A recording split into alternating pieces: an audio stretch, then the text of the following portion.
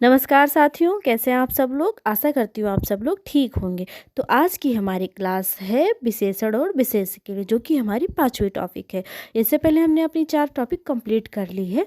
कौन कौन सी? पर्यायवाची, विलोम, तद्भव, तत्सम और अनेक शब्दों के लिए एक शब्द। अगर आप वीडियो पहली बार देख रहे हैं और आर की तैयारी कर रहे हैं तो उस वीडियो को, जो हम पहले अपनी क्लासेस कर चुके हैं, आप लोग उसे ज़रूर देख लें, क्योंकि हमारा जो आर ओ का एग्ज़ाम है, इसमें हर टॉपिक से 10-10 नंबर के क्वेश्चन बनेंगे।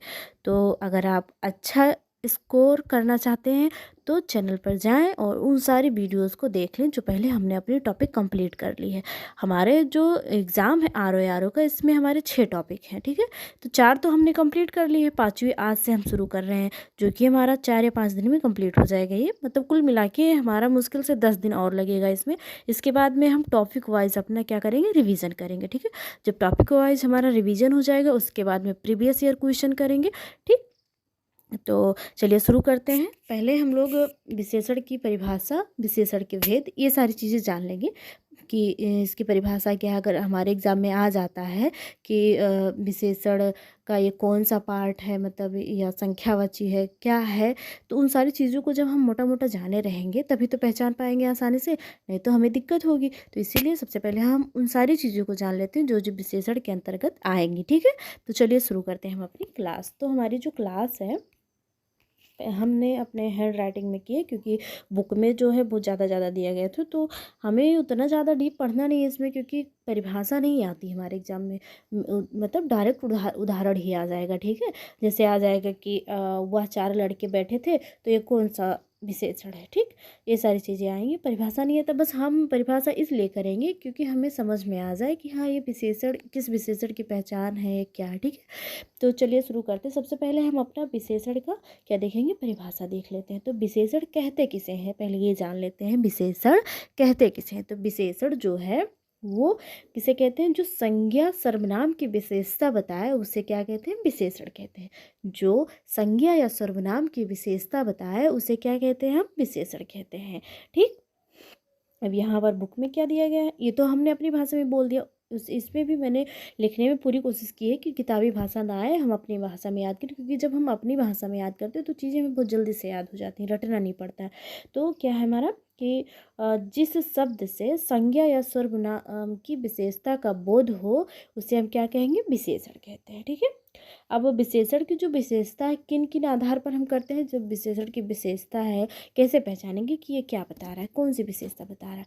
तो अगर हमारे जो संज्ञा सर्वनाम है, अगर उसमें जो संज्ञा सर्वनाम है उसके आकार की बात की जा रही हो, उसकी अवस्था की बात की जा रही हो, उसके रूप, रंग, गुण, ये सारी चीज़ें, अगर इन सारी चीज़ों की बात की जा रही हो, स्थिति की बात की जा रही हो, उसका स्वभाव कैसा है, व्यवहार कैसा, इन सारी चीज़ों की जब बात की जा रही हो तो हमारा क्या कहलाएगा, विशेषण कहलाएगा। मतलब जो बता रही हो उसका आकार, जैसे बड़ा छोटा, ये आकार ही तो है। अगर आपके उदाहरण में दिया गया है कि राम बहुत लंबा है, ठीक है, तो जो लंबा शब्द है वो हमारा क्या हो जाएगा, विशेषण हो जाएगा, तो आकार बता रहा है। अब मान लीजिए गुण का देख लेते हैं, रूप का देख लेते हैं। जैसे सीता बहुत सुंदर है, तो सुंदर जो है वो क्या है, सुंदर विशेषता ही तो है उसकी, तो हमारा विशेषण हो जाएगा। तो ऐसे ही हमें ध्यान रखना है, जब हम अपना परिभाषा मतलब ध्यान रखेंगे दिमाग में कि हाँ, यहाँ पर ये चीज़ें होंगी तभी हो पाएगा, तभी तो हम समझ पाएंगे। तो इसीलिए हम चाहते तो डायरेक्ट आपके लिए तुरंत उदाहरण लेकर आ जाते और सॉल्व करवा देते कि हाँ, अगर इसमें ये रहेगा तो ये हो जाएगा, इसमें ये रहेगा तो ये माना जाएगा। लेकिन अगर शुरू से हम करेंगे बेसिक से, तो हमें बहुत अच्छा रहेगा, क्योंकि बहुत से ऐसे बच्चे हैं जिन्होंने शायद हिंदी नहीं पढ़ी हो, तो उन्हें पता ही नहीं होगा विशेषण होता क्या है, ठीक है। तो अगर हम इस प्रकार पढ़ेंगे तो हमारे लिए बहुत ही फ़ायदेमंद होगा। अगर आप लोग ये सोच रहे हो कि डायरेक्ट वो कराना चाहिए, फालतू में करा रहे हैं, टाइम बर्बाद करें, तो ऐसा कुछ नहीं है। अगर आप लोग शुरू से बेसिक से किए रहेंगे तो आप ही सब लोगों के लिए फ़ायदेमंद रहेगा, ठीक है। तो उदाहरण हम देख लेते हैं। जैसे हमने अभी बात की ना ऊपर, संख्या और ये सारी चीज़ें, आकार, अवस्था, गुण, स्वभाव, तो कैसे हो सकता है, मतलब हमारा जो क्वेश्चन यहाँ से किस प्रकार बन सकता है, देखें। जैसे संख्या से हम बात करें तो पूछा जा सकता है कि वहाँ 4 लड़के हैं, तो 4 हमारी संख्या है, तो पूछ लिया जाएगा कि आपको दे दिया गया एग्ज़ाम में कि बताइए कि वहाँ 4 लड़के बैठे थे, ठीक है, वहाँ 4 लड़के बैठे थे। तो इसमें हमारा विशेषण कौन सा है? तो आप लोग सोचेंगे विशेषण, यहाँ तो भाई कोई विशेषता ही नहीं बताई जा रही है। अब आप एग्जाम हमारी जो परिभाषा बताई गई तो उसमें ये था कि विशेषता बता रहा, तो यहाँ पर भाई विशेषता मतलब सुंदर, गुण, ये सब होगा। लेकिन ये आपको ये भी ध्यान रखना है कि हमारी जो संख्या है ये भी विशेषता ही है, ठीक है। तो जो वहाँ 4 लड़के बैठे थे, तो कितने लोग बैठे थे? 4। तो 4 उनकी क्या है? विशेषता है। तो हमारा जो 4 शब्द दिया गया है ये विशेषण शब्द हो जाएगा। अब हम आकार की बात कर लेते हैं। जैसे अध्यापक के हाथ में लंबी छड़ी है, अध्यापक के हाथ में लंबी छड़ी है, तो ये हमारा क्या हो गया? आकार हो गया। लंबा, छोटा, बड़ा, मोटा, ये हमारा क्या है? आकार ही तो लंबा हमारा क्या है? विशेषण है। अवस्था की बात करें तो श्याम 10 वर्ष का है, श्याम 10 वर्ष का है, तो ये श्याम की अवस्था बताई जा रही है ना कि हाँ वो इतने दिन का है या इतने वर्ष का है। तो वह जो अवस्था है मतलब वर्ष दिया गया है 10, 5, 3, 4 जो भी हो, वो हमारा विशेषण रहेगा, ठीक है। तो ये हमारा हो गया विशेषण, ठीक, 10 वर्ष। रूप की बात कर लेते हैं। जैसे सुंदर है, गोरी है, काली है, तो ये सारी चीज़ें जो हैं क्या है? हमारे विशेषण के अंतर्गत आएंगी, ठीक। तो क्या हमारा दिया गया रूप में कि राधा बहुत सुंदर लड़की है, बहुत नहीं, बहुत तो छोड़ दीजिए, केवल राधा सुंदर लड़की है। तो जो राधा हमारा दिया गया है ये तो हमारा क्या हो गया? संज्ञा हो गया, ठीक है। तो इसकी विशेषता क्या है? सुंदर लड़की है, लड़की तो है ही है भाई, वो संज्ञा में आ ही जाएगा। तो राधा क्या है? राधा सुंदर है, तो सुंदर क्या है? हमारी विशेषता है, किसकी? राधा की विशेषता है। आगे देखते हैं गुड़। गुड़ में हमारा क्या हो सकता है? गुड़ हमारा पुराना, नया, ठीक है, ये सारे हमारे क्या होंगे? गुड़ हो जाएंगे। तो उसका कोट पुराना था, तो जो उसका कोट है वो कैसा था? पुराना ही तो था। कोट उसका क्या था? पुराना था, तो उसकी विशेषता क्या है? पुराना। तो ठीक है, इसमें पुराना हमारा विशेषण हो जाएगा। अब स्वभाव की बात करते हैं। जैसे आप कहते रहे कि जो मामा का लड़का है ना बहुत मिलनसार है, चाहे जहाँ जाता तुरंत उसका क्या होता है कि सबसे दोस्ती हो जाती है। तो उसका जो गुण है, उसकी जो विशेषता वो क्या है? उसकी विशेषता क्या है? मिलनसार, ठीक है, बहुत ज़्यादा मिलनसार है। तो उसकी विशेषता क्या है? मिलनसार है, तो हमारा विशेषण मिलनसार हो जाएगा। स्थिति की बात करते हैं तो शीला उनकी लाडली बेटी है, शीला उनकी लाडली बेटी है। तो लाडली हमारा क्या हो जाएगा? लाडली जो शब्द है ये हमारा क्या हो जाएगा? विशेषण हो जाएगा, ठीक। तो आशा करती हूँ इतनी चीज़ें आपको समझ में आई होंगी। चलिए दोबारा जल्दी से रिवीजन कर लेते हैं, बहुत जल्दी जल्दी। पहले विशेषण की परिभाषा देखते हैं। तो जिस शब्द से संज्ञा या सर्वनाम की विशेषता का बोध हो उसे हम क्या कहेंगे? विशेषण कहेंगे, ठीक। आगे देखते हैं। यह विशेषता संज्ञा के आकार, अवस्था, रूप, गुण, स्वभाव, स्थिति आदि से संबंधित हो सकती है, ठीक।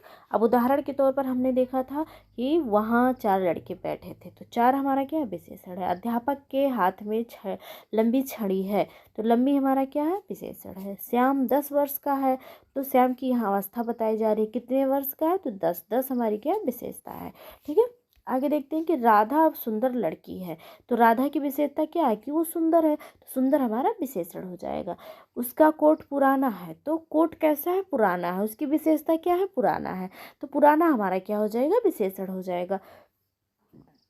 श्याम मोहन जी मिलनसार व्यक्ति हैं, तो जो उनकी विशेषता है वो क्या है? कि वो मिलनसार हैं, दूसरों से बहुत जल्दी दोस्ती कर लेते हैं, या उनकी जो दोस्ती दूसरे से बहुत जल्दी हो जाती है, ठीक है। तो यहाँ पर हमारा जो विशेषण बनेगा वो मिलनसार हो जाएगा। शीला उनकी लाडली बेटी है, तो इसमें जो शीला हो कैसी है? लाडली है, मतलब बहुत प्यारी है अपने मम्मी पापा के लिए, तो शीला की विशेषता क्या होगी? लाडली होगी, तो लाडली हमारा क्या हो जाएगा? विशेषण हो जाएगा। आशा करती हूँ इतनी चीज़ें आपको समझ में आई होंगी। अब हम विशेष की बात कर लेते हैं कि विशेष कहते किसे हैं।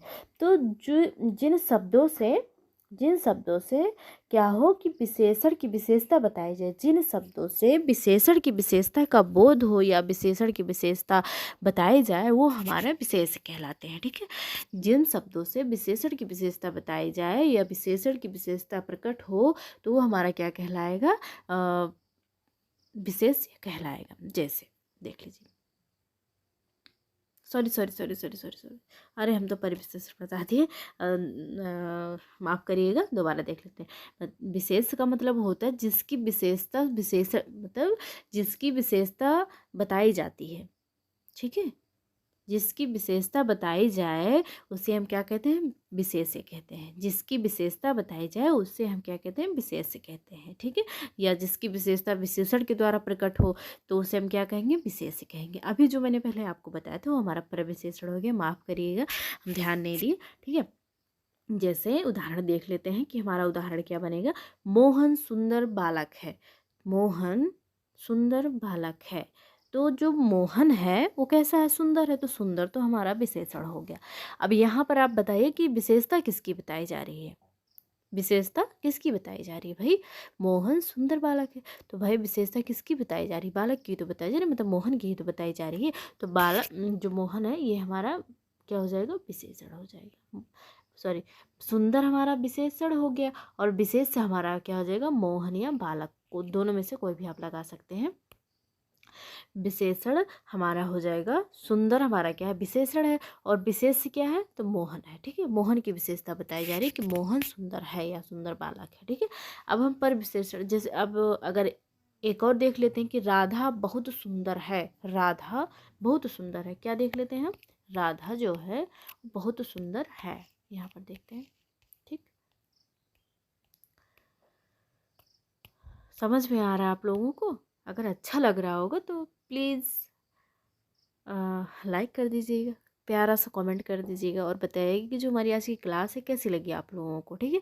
तो उदाहरण हम देख लेते हैं विशेष्य का। तो राधा, हाथ से लिख रहे हैं भाई, मोटा मोटा लिख जा रहा है, कुछ कहिएगा नहीं। राधा सुंदर, बहुत सुंदर है, ठीक है।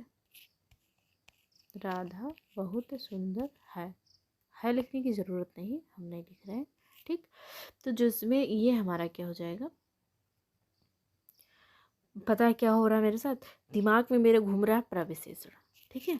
तो इसीलिए बार बार क्या हो रहा है कि बीच में आ जा रहा है। जैसे पहले मैंने आपको उसकी परिभाषा बता दी, और अब देखिए यहाँ पर मैंने बहुत लाया, यहाँ बीच में ले आई ना। अब यहाँ राधा सुंदर है, ठीक, इतना ही लेंगे हम, राधा सुंदर है। तो जो राधा है और यहाँ पर देखिए जो सुंदर है, तो सुंदर हमारा क्या, राधा की विशेषता क्या है, सुंदर है। तो राधा एक संज्ञा है, तो संज्ञा की विशेषता क्या होगी, विशेषण हो गया। और जो जिसकी विशेषता बताई जा रही हो वो हमारा विशेष्य है। तो राधा की तो विशेषता बताई जा रही है, तो जो राधा है वो क्या हो जाएगी, हमारी विशेष्य हो जाएगी, ठीक। ये हमारी हो गई विशेष, क्योंकि विशेषता किसकी बताई जा रही है भाई, तो विशेषता बताई जा रही है राधा की, तो राधा हमारी हो जाएगी विशेष। और विशेषता क्या है राधा की, सुंदर है, तो सुंदर हमारा क्या हो जाएगा, विशेषण हो जाएगा, ठीक। समझ में आया आप लोगों को? अगर समझ में आया हो तो अच्छी बात है, क्वेश्चन आपके अच्छे से बन जाएंगे, ठीक है। आगे देखते हैं। ये हो गया हमारा विशेष। अब हम पर विशेषण की बात कर लेते हैं कि हमारा जो पर विशेषण है वो मतलब किसे कहते हैं, ठीक है। तो जो विशेषण की विशेषता बताए, जो मतलब बहुत से ऐसे शब्द होते हैं जो विशेषण की विशेषता बताते हैं, तो उसे हम क्या कहते हैं, पर विशेषण कहते हैं। जो विशेषण की विशेषता बताए उसे क्या कहते हैं, विशेषण, पर विशेषण कहते हैं। विशेषण आपको समझ में आया, जो संज्ञा सर्वनाम की विशेषता बताता हो, जो शब्द संज्ञा सर्वनाम की विशेषता बताता हो उसे क्या कहते हैं, विशेषण कहते हैं। अब विशेष जो जिसकी विशेषता बताई जा रही हो, जिसकी विशेषता बताई जा रही हो, जिन संज्ञा या सर्वनाम शब्दों की विशेषता बताई जा रही हो वो हमारे क्या कहलाएंगे, विशेष्य कहलाएंगे, ठीक। अब पर विशेषण की बात कर लें तो जो विशेषण की विशेषता बताए, जो विशेषण की विशेषता बताए उसे क्या कहते हैं, हम पर विशेषण कहते हैं, ठीक है। ये इतनी चीज़ें आपको समझ में आई। तो पर विशेषण के हम उदाहरण देख लेते हैं, क्या है, कृष्ण बहुत सुंदर है। कृष्ण बहुत सुंदर है, तो कृष्ण क्या है, हमारा विशेष्य है, क्योंकि विशेषता तो उसी की बताई जा रही है ना। तो कैसा है, सुंदर, कृष्ण की विशेषता क्या है, सुंदर है। और सुंदर की विशेषता क्या है, बहुत है, बहुत सुंदर है। कृष्ण बहुत सुंदर है, तो जो सुंदर शब्द है वो क्या है, कृष्ण के लिए प्रयुक्त हुआ है। और बहुत सुंदर, सुंदर जो बहुत शब्द है वो सुंदर के लिए प्रयुक्त हुआ है। कभी कभी हम बीच में थोड़ा सा ऐसा होता है ना, रुक जाते हैं। तो ऐसा इसलिए है क्योंकि क्या है ना कि अभी हम नया नया पढ़ाने लगे, जैसा कहते हैं ना कि अभी शुरू किए हैं। शुरू किए तो मतलब हो गया काफ़ी टाइम, 4-5 महीने हो गए हैं। लेकिन अभी क्या है कि कभी कभी ऐसा होता है ना कि बोलना कुछ हो, जैसे दिमाग में एक ही साथ कई सारी चीज़ें चल रही होती है ना। तो जैसे होता नहीं, जब गुल्लक से हम सिक्के निकालते हैं तो एक ही साथ कई सारे आ जाते हैं ना। तो एक के बाद एक के बाद एक के बाद कभी कभी 2-3 साथ में आ गए, तो उसी प्रकार होता है। कभी कभी बताना कुछ और चाहते हैं और हो जाता है कुछ और, तो इसके लिए माफ़ी चाहते हैं। धीरे धीरे ये भी सारी चीज़ें सही हो जाएंगी, ठीक है। तो जैसे पहले थोड़ी आवाज़ थोड़ी कम सही थी, अभी भी थोड़ी उतना नहीं है, क्योंकि अब माइक नहीं है ना, अभी बिना माइक के ही हम आपको पढ़ा रहे हैं। जब माइक आ जाएगी तो और अच्छी आवाज़, मतलब और अच्छे से आपको शायद समझ में आए, और अच्छी आवाज़ जब हो जाएगी, ठीक है। तो चलिए शुरू करते हैं, छोड़ते हैं सब। तो हमारा यहाँ पर क्या देखा हमने, परविशेषण का, कृष्ण बहुत सुंदर है, ठीक। तो जो कृष्ण है वो हमारा क्या है, संज्ञा है। तो संज्ञा की विशेषता क्या है, सुंदर। सुंदर क्या है, हमारा विशेषण है। जो संज्ञा की विशेषता बताता है उसे क्या कहते हैं हम, संज्ञा, सॉरी, विशेषण कहते हैं। और जो विशेषण की विशेषता बताए, जो विशेषण की विशेषता बताए उसे क्या कहेंगे, हम परविशेषण कहेंगे। अब जो हमारा ये शब्द दिया गया है कि कृष्ण बहुत सुंदर है, तो इसमें पर विशेषण क्या है भाई, विशेषण की विशेषता कौन बता रहा है इसमें। तो इसमें जो बहुत शब्द है, ये क्या कर रहा है, जो हमारा विशेषण शब्द है उसकी विशेषता बता रहा है कि बहुत है सुंदर। कौन, विशेष से कौन है, तो हमारा कृष्ण है, ठीक है। आया समझ में सबको। चलिए एक एग्जाम्पल और देख लेते हैं हम लोग, ठीक। क्या है हमारा, दूसरा देख लेते हैं। जैसे राधा, राधा नहीं, कुछ और ले लेते हैं। मान लीजिए कि श्याम, ठीक है। श्याम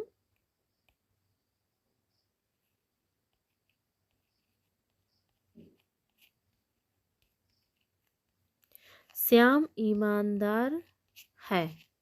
अब श्याम की जो विशेषता हो क्या है, क्या है उसके, ईमानदार है। तो ये हमारा हो गया विशेषण। अब ईमानदार कौन है, विशेषता भाई किसकी बताई जा रही है, तो किसकी बताई जा रही है, श्याम की बताई जा रही है। तो श्याम हमारा क्या हो जाएगा, विशेष्य हो जाएगा। श्याम हमारा क्या हो जाएगा, विशेष्य हो जाएगा। अब आपको दे दिया गया, इतनी चीजें आपको समझ में आ गई, ठीक। अब आपको दे दिया गया है कि श्याम बहुत ईमानदार है। श्याम बहुत ईमानदार है, ठीक है। अब ये तो हमारा हो गया विशेष्य, पूरा नहीं लिख रहे हैं क्योंकि आएगा नहीं। ये हो गया हमारा, क्या हो गया आप बताएंगे, ये हमारा हो गया विशेषण। अब भाई ये तो हो गई इसकी विशेषता, लेकिन इसकी विशेषता कौन बताएगा, पर विशेषण बताएगा। कौन बताएगा, पर विशेषण बताएगा, ठीक है। तो ईमानदार की विशेषता क्या है, बहुत। और श्याम की विशेषता क्या है, ईमानदार। तो श्याम जो हो गया हमारा विशेष हो गया, क्योंकि विशेषता किसकी बताई जा रही, श्याम की बताई जा रही। तो भाई श्याम तो हमारा हो गया विशेष्य, ठीक है। और बहुत हो गया, बहुत विशेषण की विशेषता बता रहा है, तो बहुत हमारा पर विशेषण हो गया। और ईमानदार हमारा क्या हो गया, विशेषण हो गया। आशा करती हूँ इतनी चीज़ें आपको समझ में आ गई होंगी। अब हम विशेषण के भेद देख लेते हैं, ठीक है। तो आज हम केवल यही करेंगे, विशेषण के भेद, और विशेषण, परिविशेषण और विशेष। ये तीन चीज़ें हमने देख ली हैं। अब हम हमारा जो अगला है वो विशेषण के भेद है। तो विशेषण जो है हमारा, इसके 4 भेद हैं, ठीक है।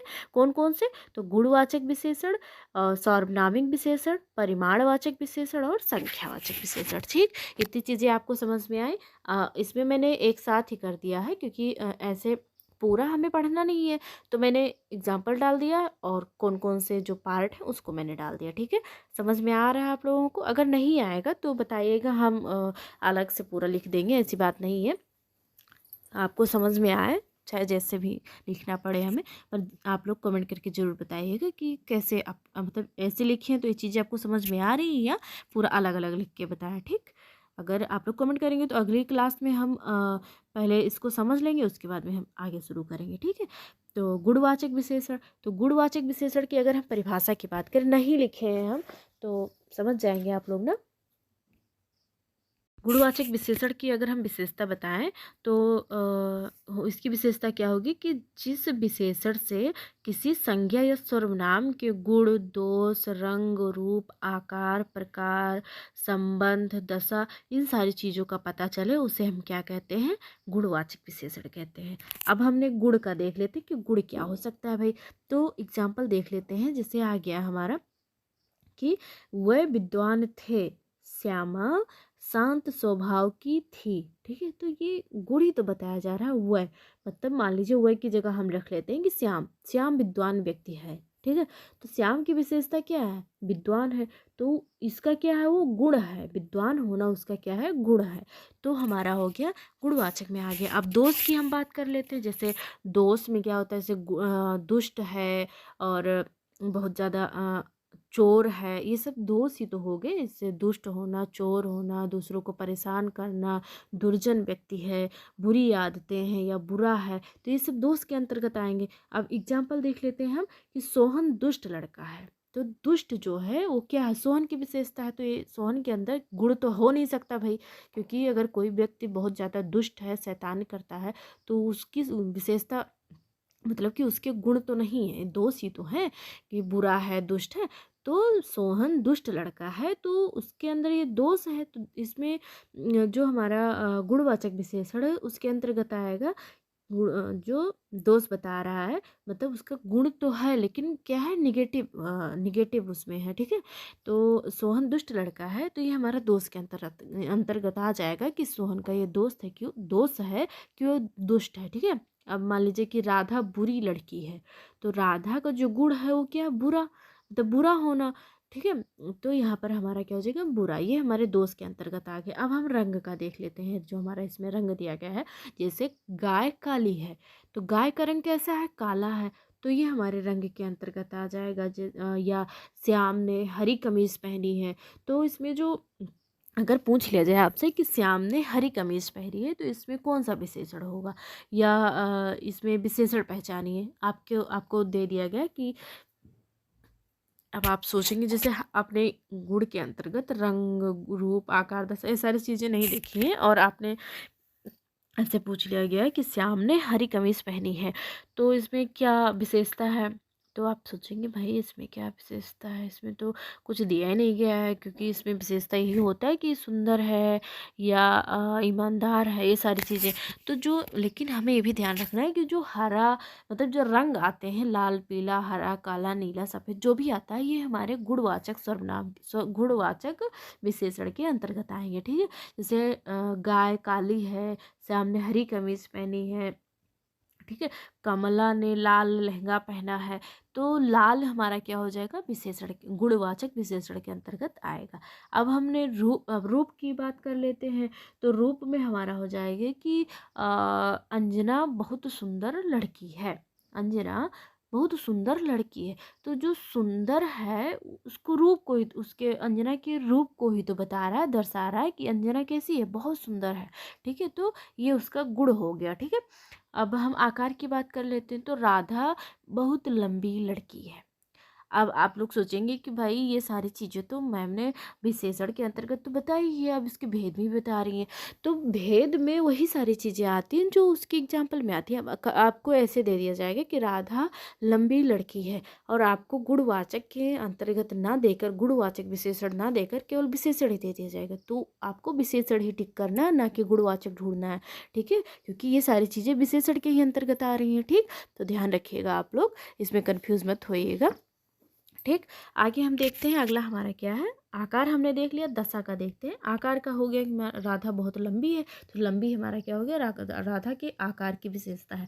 ठीक है, अब हम दशा की बात कर लेते हैं, तो दशा हो गया जैसे कि राजू दुर्बल व्यक्ति है। ठीक है, राजू दुर्बल व्यक्ति है, राजू कैसा, दुर्बल है, तो उसकी विशेषता क्या है, दुर्बल है, तो उसके गुण को बता रहा है ना, तो राजू राजू कैसा है, दुर्बल है। अब हम अगला देख लेते हैं, राम स्वस्थ बालक है, राम जो है वो स्वस्थ बालक है, तो राम की विशेषता क्या है, तो यहाँ पर स्वस्थ होना उसके गुणवाचक विशेषण के अंतर्गत आएगा या विशेषण के अंतर्गत आएगा। ठीक है, ये हो गए हमारे गुणवाचक विशेषण। आगे देखते हैं हमारा क्या है, आगे हमारा है सार्वनामिक विशेषण। तो सार्वनामिक विशेषण जो होते हैं दो प्रकार के होते हैं। सार्वनामिक विशेषण कितने प्रकार के होते हैं? दो प्रकार के होते हैं। अब थोड़ा पहले सार्वनामिक विशेषण की परिभाषा देख लेते हैं। तो इसमें हमारी जो परिभाषा बनेगी वो ये बनेगी कि पुरुषवाचक या निजवाचक सर्वनाम को छोड़कर अन्य सर्वनाम जब किसी संज्ञा की विशेषता बतलाते हैं तो उसे सार्वनामिक विशेषण कहते हैं। ठीक है। सर्वनाम में जो सर्वनाम हमारा है वो सर्वनाम मतलब जो संज्ञा के स्थान पर प्रयुक्त हो हमारा क्या कहलाता है? सर्वनाम कहलाता है। ठीक। अब सर्वनाम के भी कई पार्ट होते हैं, तो उन पार्टों में से जो इसके मतलब भाग हैं या प्रकार या भेद हैं, तो उनमें पुरुषवाचक और निजवाचक सर्वनाम को छोड़कर बाकी सभी सर्वनाम जब किसी संज्ञा की विशेषता बताएंगे तो हमारे क्या कहलाएंगे? सार्वनामिक विशेषण कहलाएंगे। जैसे उदाहरण देख लेते हैं, यह आदमी विश्वासी है। ठीक है। यह आदमी विश्वासी है, तो यह क्या हो जाएगा? हमारा सर्वनाम हो जाएगा। ठीक। सार्वनामिक विशेषण के अंतर्गत आएगा। ठीक। जैसे हो गया वह अच्छे वह अच्छे लड़के हैं, तो वह किसके स्थान पर प्रयुक्त हो रहा? संज्ञा के स्थान पर प्रयुक्त हो रहा। तो जो संज्ञा के स्थान पर प्रयुक्त होता है हमारा सर्वनाम ही तो कहलाता है। तो वह अच्छे लड़के हैं, तो ये हमारा सर्वनामिक विशेषण के अंतर्गत आएगा। अब कौन कौन से शब्द आ सकते हैं ये भी देख लेते हैं। तो जैसे हो गया कि आप हो गया, वह हो गया, और ऐसा, और मेरा, आपका, आदमी, और घर, पत्र, ये सारी चीज़ें अगर आ रही हैं संज्ञा के स्थान पर, ठीक है, ये ध्यान रखिएगा कि अगर ये सारी चीज़ें बीच में नहीं आएंगी, संज्ञा के स्थान पर जब आएंगी तो हमारा क्या हो जाएगा? यहाँ पर सार्वनामिक विशेषण हो जाएगा। कौन कौन सी चीज़ें? जैसे यह, ये, ऐसा, तेरा, मेरा, आपका, आदमी, लड़के, आदमी, पत्र, घर, ये सारी चीज़ें दी गई हो, उसके बाद में उसके अंदर कोई विशेषण ना दिया गया हो, मतलब उनकी कोई विशेषता ना बताई गई हो, जिसे दिया गया हो कि यह आदमी विश्वासी है, तो यहाँ भी हमारा सार्वनामिक विशेषण है। मतलब कि पहले जो है सर्वनाम दिया रहेगा और बाद में आपकी क्या दिया रहेगा? संज्ञा दिया रहेगा। ध्यान रखना है कि पहले क्या दिया रहेगा? सार्वनामिक विशेषण में पहले सर्वनाम दिया रहेगा, उसके बाद में संज्ञा दिया रहेगा। ठीक। क्या रहेगा पहले? जब उदाहरण आपको कैसे पहचानना है कि जो दिया रहेगा आपका क्वेश्चन, उसमें जो सर्वनामिक विशेषण है उसकी पहचान क्या है कि जब कोई वाक्य शुरू होगा, एग्जाम मतलब लिख के देख लेते हैं, जब कोई सर्वनाम शुरू होगा तो कैसे रहेगा? यह हमारा क्या है? ये तो सर्वनाम हो गया। आदमी हमारा क्या है? ये हमारे संज्ञा हो गई। ठीक है। तो ये संज्ञा के पहले हमारा क्या आएगा? सर्वनाम आएगा। जो सार्वनामिक विशेषण होगा उसके सारे उदाहरण में सबसे पहले आएगा हमारा क्या? पहले आएगा सर्वनाम और उसके बाद में आएगी संज्ञा। ये चीज़ें ये सार्वनामिक विशेषण याद करने का ट्रिक है, बहुत अच्छा कि हम कैसे पहचानेंगे इसको। तो आपको ध्यान रखना है कि पहले आएगा सर्वनाम, उसके बाद में आएगी संज्ञा। ठीक। ध्यान रखिएगा और कुछ इसमें नहीं करना। आशा करती हूँ समझ में आई होगी ये चीज़ें। अगला देख लेते हैं, इसके प्रकार देख लेते हैं। तो जो सार्वनामिक विशेषण है वो कितने प्रकार के हैं? दो प्रकार के हैं, मौलिक और यौगिक। ठीक है। इसको आप बहुत ध्यान से देखिएगा, क्योंकि जो मतलब चीज़ें सुनने में ना, सुनने से क्या होता है कि हमें वो चीज़ें मतलब दिमाग में घूमते रहते। जैसे आप लोग मूवी देखते हैं ना, तो मूवी जब देखते हैं तो अगर उसका कहीं थोड़ा सा भी पार्ट आपको दिख गया तो तुरंत पूरी मूवी याद हो जाएगी कि हाँ मैंने ये चीज़ें जो है ना इस मूवी में देखी थी। ठीक है। तो उसी प्रकार जब आप ध्यान से चीज़ें सुनते रहेंगे या जो लिखा है जरा आप ऐसे इसको लिख सकते हैं। ठीक है। क्योंकि याद रहेगा कि हाँ ये इसका है, ये इसका। और जो परिभाषा हम बता रहे लिखे नहीं है, अगर आप लोग को ऐसे समझने में दिक्कत आ रही होगी, परेशानी आ रही होगी, तो बताइएगा, हम लिख के आपको अगली वीडियो में दे देंगे। ठीक है। पर आप लोग थोड़ा ध्यान से धीरे से सुनिएगा। अब हमने सार्वनामिक विशेषण में क्या देखा कि संज्ञा, सबसे पहले जो उदाहरण हमारा जो वाक्य दिया रहेगा उसमें पहले अगर आपके पहले क्या आता है? सर्वनाम आता है, उसके बाद में अगर संज्ञा आती तो हमारा सर्वनामिक विशेषण के अंतर्गत आएगा। ठीक। ये ध्यान रखिएगा आप लोग। अब सर्वनामिक विशेषण जो कितने प्रकार के हैं? दो प्रकार के। एक हमारा है मौलिक और एक हमारा है यौगिक। ठीक है। तो मौलिक के अगर मौलिक की हम परिभाषा देखें कि जो हमारा मौलिक सार्वनामिक विशेषण है इसकी परिभाषा क्या होगी? तो मौलिक हमारा हो जाएगा कि मौलिक के अंतर्गत हमारा क्या आएगा? जो एक मिनट रुकिए। हाँ, मौलिक के अंतर्गत हमारा आएगा कि जो सर्वनाम अपनी मूल रूप में ही किसी संज्ञा की विशेषता बताएं उसे हम मौलिक कहते हैं।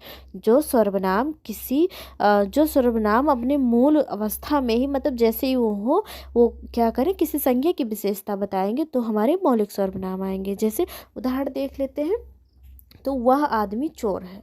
वह आदमी चोर है, तो चोर क्या है, हमारी क्या है, वह आदमी चोर है। तो यहाँ पर हमारा क्या हो जाएगा, वह वह मौलिक हो जाएगा। मौलिक, वह क्या हो जाएगा, मौलिक सर्वनामी विशेषण हो जाएगा। अगला देखते हैं कि ये लोग भले हैं, तो यहाँ ये हमारा क्या हो जाएगा, मौलिक हो जाएगा। कोई व्यक्ति आया था, तो कोई में हमारा क्या हो जाएगा, ये हमारा मौलिक सर्वनामी विशेषण हो जाएगा। अब यौगिक की अगर हम बात कर लें तो सॉरी, यौगिक का हमारा होगा कि जो सर्वनाम किसी प्रत्यय के योग से बनकर किसी संज्ञा की विशेषता बताते हैं उसे हम क्या कहते हैं, यौगिक सर्वनामिक विशेषण कहते हैं। जैसे ऐसा लड़का मिलना कठिन है, ठीक। कैसा सामान लाए हो, जैसे तुम्हारे जैसा आदमी मैंने नहीं देखा, तुम्हारे जैसा आदमी मैंने नहीं देखा। तो ये सारी चीज़ें हमारे यौगिक के अंतर्गत आएंगी। वैसे इतना ज़्यादा पूछा नहीं जाता है, ठीक है, बस वैसे मैंने बता दिया कि बाई चांस कभी आ जाए तो ध्यान रखिए आप लोग।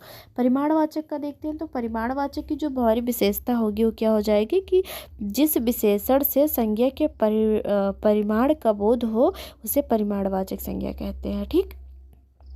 अब परिमाणवाचक भी दो प्रकार के होते हैं, कौन कौन से, एक होता है निश्चित परिमाणवाचक और एक होता है अनिश्चित परिमाणवाचक। तो निश्चित परिमाणवाचक में क्या होता है कि जिन चीज़ों को हम गिन सकते हैं, जिन चीज़ों को या किसी संज्ञा के संज्ञा के निश्चित माप तोल का बोध हो जिससे, उसे हम निश्चित परिमाणवाचक कहते हैं। गिनना तो हमारा संख्यावाचक के अंतर्गत आ जाएगा। तो परिमाणवाचक में क्या होता है कि परिमाणवाचक का जो निश्चित परिमाणवाचक है, इससे हम कैसे पहचानेंगे कि जिसको हम नाप तोल सके, कोई भी जैसे चीज़ दी गई हो जिससे मापा तोला जा सके, वो हमारा निश्चित परिमाणवाचक के अंतर्गत आएगा। अब उदाहरण देख लेते हैं। इसका उदाहरण हमारा हो जाएगा, क्या हो जाएगा, उदाहरण हमारा हो जाएगा कि राजू ने बाजार से 4 किलो आटा खरीदा। तो आटा को तो हम माप सकते हैं, जैसे हो गया 4 किलो, बाजार से 4 केजी लिख दे रहे हैं, ठीक है, 4 केजी आटा खरीदा। तो ये मापा ही तो जा रहा है, मापा तोला ही तो जा रहा है। तो 4 केजी हमारा किसके अंतर्गत आएगा, परिमाण के अंतर्गत आएगा। जैसे कि रोहन ने 2 गज कपड़ा खरीदा। तो यहाँ भी हम इसको गिन तो नहीं सकते ना कि हाँ इतने कपड़े हैं, भाई कपड़े में कई सारे सूत लगे होते हैं तो हम उसको नहीं गिन सकते ना। तो जिस चीज़ों को गिना ना जा सके, मापा तोला जा सके, उसे हम क्या कहते हैं कि उसे परिमाणवाचक विशेषण कहते हैं, मतलब निश्चित परिमाणवाचक विशेषण कहते हैं। अब अनिश्चित की बात, जैसे कि हमने यहाँ पर केवल मोटा मोटा डाल दिया है, जैसे 4 किलो, 2 मीटर, 1 तोला, 3 मीटर। अब जैसे सोना है तो उसको हम तौल सकते हैं, गिन तो नहीं सकते ना कि कितना सोना है, भाई वो एक तो होता है तरल में, तरल के बाद में उसको कोई किसी प्रक्रिया से बनाया जाता होगा ठोस है, तो वो चीज़ें तो हम नहीं कर सकते ना कि गिन लें कि 2 सोना है, 3 सोना है, ठीक, उसको मापा जाता है। अब मीटर है, कोई कपड़ा हम खरीदने गए हैं तो कपड़े को तो गिनने, मतलब ये 1 कपड़ा 2 कपड़ा ये तो गिन ही सकते हैं, पर जैसे दिया गया हो कि जो हमारा थान वाला कपड़ा होता है ना, जो फैब्रिक होता है, उसको हम गिन नहीं सकते, इसमें बहुत सारे सूत लगे होते हैं, तो कैसे गिनेंगे।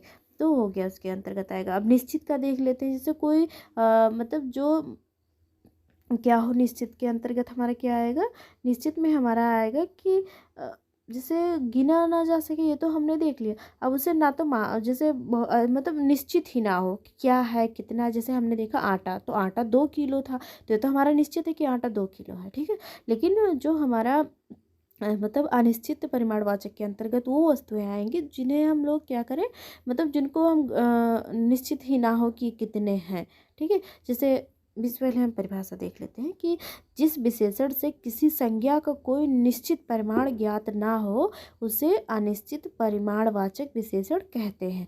अब हम लोग उदाहरण देख लेते हैं। सभागार में बहुत आदमी है, तब सभागार है, सभा में जाहिर सी बात बहुत सारे व्यक्ति होते हैं, मतलब गिन तो नहीं सकते ना, कि मतलब वहाँ मात्रा उनकी जो है वो निश्चित नहीं है कि कितने हैं, बहुत सारे हैं, सभा में बहुत सारे आदमी हैं। ठीक है, अब हम अनेक का देख लेते हैं। तो मेले में अनेक आदमी थे, मेले में अनेक आदमी थे, भाई बहुत मतलब कोई निश्चित वही नहीं कि कितने थे। तो जहाँ निश्चित चीज़ का पता ना चले पर वो वहाँ गिना ना जा रहा हो, मतलब कि हम ये कह रहे हैं कि जहाँ पर ऐसी चीज़ें हों जिनका कोई निश्चित परिमाण ना हो तो वहाँ हमारा अनिश्चित के अंतर्गत आएगा, और ऐसी चीज़ें हों जिनका निश्चित परिमाण हो कि हाँ ये चीज़ें इतनी ही हैं, ठीक है, तो हमारा क्या आएगा, निश्चित परिमाणवाचक के अंतर्गत आएगा। आशा करती हूँ समझ में आया होगा आपको। अब हम बात कर लेते हैं अपना संख्यावाचक विशेषण की बात कर लेते हैं। तो जो संख्यावाचक विशेषण होता है ये हमारा 5 प्रकार का होता है। कौन कौन सा? तो गणनावाचक, एक होता है क्रमवाचक, फिर आवृत्तिवाचक, और फिर हमारा क्या हो जाएगा, आवृत्तिवाचक, फिर समुदायवाचक और प्रत्येकवाचक। ठीक है, प्रत्येक बोधक। तो अब हम गणनावाचक की बात कर लेते हैं। तो जो हमारा गणनावाचक है, गणनावाचक में क्या होगा कि संख्यावाचक जो विशेषण है ये क्या होंगे गणनावाचक में। तो गणनावाचक में क्या होता है कि पूर्णांक बोधक और अपूर्णांक बोधक के रूप में गिनने या योग्य हों। जैसे कि हम क्या करें, जैसे हमारा होता है ना कि आधा, पौना, सवा, तो ये हमारे गणनावाचक के अंतर्गत आएंगे। ठीक है, जैसे 2 कैसे दिया गया, 2 आदमी जा रहे हैं, आधा आम, सवा किलो दाल। ठीक है, ये किसके अंतर्गत आएंगे, तो गणनावाचक संख्यावाचक विशेषण के अंतर्गत आएंगे। ठीक, अब हम क्रमवाचक का देख लेते हैं। तो जो क्रम को सूचित करे, ऐसी कोई वस्तु दी गई हो या ऐसे जो संख्यावाचक विशेषण संख्या के क्रम को सूचित करे उसे क्या कहते हैं, क्रमवाचक विशेषण कहते हैं। जैसे मान लीजिए कि कोई पंक्ति लगी है, उसमें से मैंने कहा कि ये पहला व्यक्ति है, इस पंक्ति का ये पहला व्यक्ति, तो क्रम में ही तो हम बता रहे हैं ये पहला है, तीसरा और चौथा, पांचवा और छठा, आठवां और नौवां, तो हम क्रम से ही बता रहे हैं ना। अब ये कह देते कि ये पांचवा है, छठवा पहला, उल्टा पुल्टा कर देते तो क्रम से हमारा नहीं होता। लेकिन मैंने कहा कि पहला और दूसरे व्यक्ति एक साथ हैं, तीसरे और चौथे अलग हैं, पांचवें और छठवें अलग हैं, तो हम क्रम की तो बात करें, क्रम से 5 और 6, 3 और 4, 2 और 1, ओ सॉरी 1 और 2, तो यहाँ पर हमारा क्या हो जाएगा, क्रमवाचक हो जाएगा। जैसे उदाहरण देख लेते हैं कि पहला व्यक्ति आगे रहेगा, पहला व्यक्ति आगे रहेगा, तो पहला व्यक्ति आगे रहेगा, यहाँ भी क्रम की बात हो रही है। अगला देखते हैं कि तीसरा और चौथा आदमी एक दूसरे के पीछे रहेंगे, तो यहाँ भी क्रम की बात हो रही है कि तीसरा पहले रहेगा, उसके बाद में चौथा रहेगा। ठीक, आशा करती हूँ आपको समझ में आया होगा। अगर नहीं समझ में आया होगा तो बताइएगा, हम दोबारा समझाएंगे, दूसरी तरीके से समझाएंगे। बस मतलब आपको याद नहीं करना है सारी चीज़, बस केवल समझ लेना कि अगर आपके एग्जाम में पूछ लिया जाए कि कौन सा विशेषण संख्यावाचक विशेषण के अंतर्गत आएगा, तो आपको याद हो कि हाँ मैंने संख्यावाचक विशेषण में ये चीज़ें पढ़ी थी। ठीक, क्योंकि पूछ लिया जाता है। अभी मैंने इसमें एक अवस्था करके है, मूलावस्था, उत्तरावस्था, मध्यमावस्था, ये नहीं डाले क्योंकि वैसे ही वीडियो बहुत लंबी होती जा रही है, तो उसे हम कल देख लेंगे। क्योंकि अगर आप वहाँ से भी क्वेश्चन बनता है, अगर आपको लगता हो कि ये सारी चीज़ें फालतू में पढ़ाई जा रही हैं, नहीं आती, तो मैं कल क्वेश्चन भी ले आऊँगी, 2-4 क्वेश्चन आपको दिखा दूँगी कि कहाँ कहाँ से क्वेश्चन बनते हैं इसमें। ठीक है, तो इसीलिए हम कह रहे हैं कि अगर आप थोड़ा थोड़ा जान लेंगे तो बहुत ज़्यादा फ़ायदेमंद रहेगा। अब आवृत्तिवाचक, जैसे आवृत्ति मतलब होता ही है कोई चीज़ें बार बार रिपीट हों। ठीक है, तो आवृत्तिवाचक में हमारा क्या हो जाएगा कि जो संख्यावाचक विशेषण किसी संख्या की आवृत्ति को सूचित करता हो उसे आवृत्तिवाचक कहते हैं, आवृत्तिवाचक विशेषण कहते हैं। ठीक है, जैसे हो गया दूना, तिगुना, 4 गुना, 2 12, तिबारा। ठीक है, तो चीज़ें रिपीट ही तो हो रही हैं, मतलब दोहरा रही हैं, बार बार एक ही चीज़ें आ रही हो। ठीक है, तो उसके अंतर्गत ये आएगा। उसके बाद में अगर हम समुदायवाचक की बात करें तो जो संख्यावाचक विशेषण या जो संख्यावाचक विशेषण समूह या समुदाय का बोध कराए उसे क्या कहते हैं, समुदायवाचक कहते हैं। ठीक, जैसे अब अगर हम इसके उदाहरण की बात करें तो दोनों, तीनों, चारों, जैसे कि अब एग्जाम्पल हमारा क्या हो जाएगा कि दोनों लोग स्कूल गए, तो दोनों हमारे क्या हो गया, ये समूह की बात करा रहे हैं या समुदाय की बात कर रहे हैं। 2 3 4 5 6 लोग अगर एक साथ हैं तो समूह ही तो हुआ, समुदाय ही तो हुआ। ठीक है, तो ये चीज़ें आपको समझ में आई। अब हमारा एक बच रहा है प्रत्येक बोधक। तो इसमें अब हमारा क्या बच रहा है, प्रत्येक बोधक बच रहा है, जो कि हमारा 5वां है। ठीक है, तो अगर हम देखें प्रत्येक का उदाहरण तो हर एक, प्रत्येक, एक एक, ये हमारे अब आप सोच रहे होंगे हर एक, प्रत्येक, ये तो बता दी है क्या। तो जो संख्या एक का बोध करा है उसे क्या कहते हैं, प्रत्येक बोधक कहते हैं। जैसे हर एक व्यक्ति यहाँ पर आएंगे, मतलब कोई भी ऐसा व्यक्ति नहीं है जो ना आए, सभी को आना है।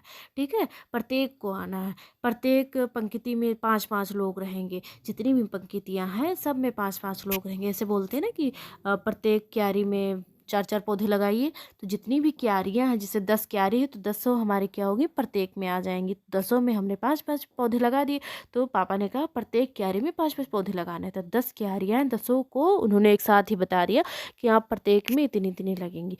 तो आज की हमारी क्लास जो है यहीं तक रहेगी। आशा करती हूँ चीज़ें आपको समझ में आई होगी। अगर एक बार समझ में ना आए तो वीडियो दोबारा देखकर और अच्छे से समझ लीजिएगा, क्योंकि लिखने की ज़रूरत नहीं है आपको ये चीज़ें। ठीक है, मैंने केवल समझने के लिए आपको बताएं, क्योंकि कहीं पर आपसे ये पूछा नहीं जाए, मतलब इसे लिखने के लिए नहीं आएगा कि हाँ इसकी परिभाषा बताइए या ये बताइए। केवल आपको ये आएगा कि हाँ ये किसके अंतर्गत आएगा। उदाहरण मतलब क्वेश्चन दे दिया जाएगा कि जैसे अनिश्चित की, जैसे कि वहाँ बहुत लोग हैं। ठीक है, बहुत लोग आए हैं, बहुत लोग आए हैं, तो पूछ लिया जाएगा कि कौन सा विशेषण है। तो जब आप पढ़े रहेंगे कि हाँ ये मतलब ये जो विशेषण है ये परिमाणवाचक के अंतर्गत बहुत आता है, जिससे हम माप या तोल नहीं सकते हैं, और मतलब ये नहीं बता सकते कि कितने हैं, अनिश्चित हो जहाँ पर, वो हमारा परिमाणवाचक के अंतर्गत आएगा। ठीक, तो आशा करती हूँ समझ में आया होगा। अगर ना समझ में आया हो तो जैसे एक बार देखने में, अगर पहली बार पढ़ रहे होंगे तो नहीं आएगा समझ में। अगर पहले पढ़ चुके हैं तो समझ में आ गया होगा। अगर एक बार पढ़ने में नहीं आ रहा तो आप दोबारा पढ़ लीजिए, तिबारा पढ़िए, पर ये चीज़ें समझ लीजिए। लिखिएगा नहीं, लिखने की ज़रूरत नहीं है। तो चलिए मिलते हैं अगली क्लास में। और जो हमारी कल की क्लास होगी वो रहेगी इसकी जो अवस्थाएं आती हैं उसके बारे में। और फिर अवस्था देखेंगे हम। 3 अवस्थाएं होती हैं, एक होती है उत्तरा, मध्यमा और कौन कौन सी, मूलावस्था, उत्तरावस्था और मध्यमा, उत्तमा अवस्था। तो ये 3 अवस्थाएं होती हैं जो कि हम कल अपना देखेंगे। उसके बाद में हम क्या करेंगे, अपना जो उदाहरण होता है उसको सॉल्व करेंगे। ठीक, तो चलिए मिलते हैं अगली क्लास में। और कमेंट करके ज़रूर बताइएगा कि जो हमारी आज की क्लास है कैसी लगी, आप लोगों को पसंद आई कि नहीं आई, आप लोगों के लिए हेल्पफुल है कि नहीं है। ठीक, और अगर अच्छी लगी होगी, वीडियो पसंद आई होगी तो लाइक कर दीजिएगा और शेयर भी कर दीजिएगा। अगर पहली बार चैनल पर जुड़े हैं तो चैनल को सब्सक्राइब भी कर लीजिएगा। धन्यवाद, मिलते हैं अगली क्लास में। Bye bye.